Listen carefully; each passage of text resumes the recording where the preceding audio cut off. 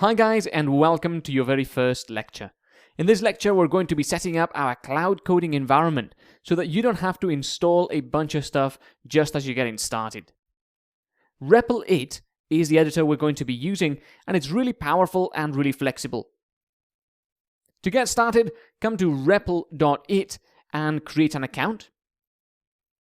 Once you have logged in to REPL-it, you'll see something more or less like this. At the top right, you'll have a button to create a new REPL, as well as your REPLs, which should be empty for now, languages, and your profile. We're going to click on New REPL.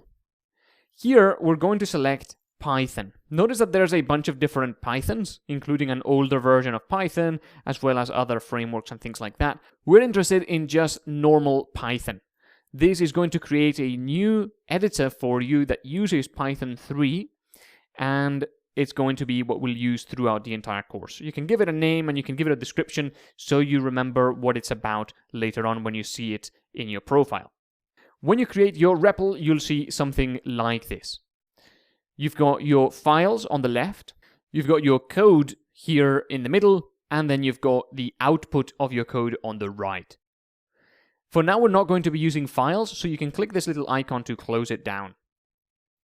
By clicking at the top, you can edit the name and the description if you didn't do so before. And whenever we type some code, you can then press the green button to run it, and then you'll see any output of the code on the right. One of the great things about REPL-it is that you can share your editor with someone else.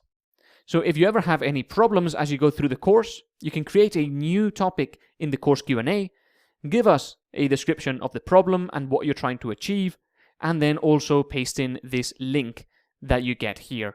Then we will be able to see your code as you see it.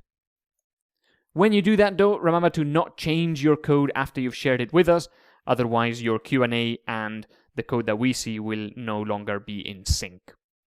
Every time you start a new lecture of this course, I recommend you create a new REPL for it.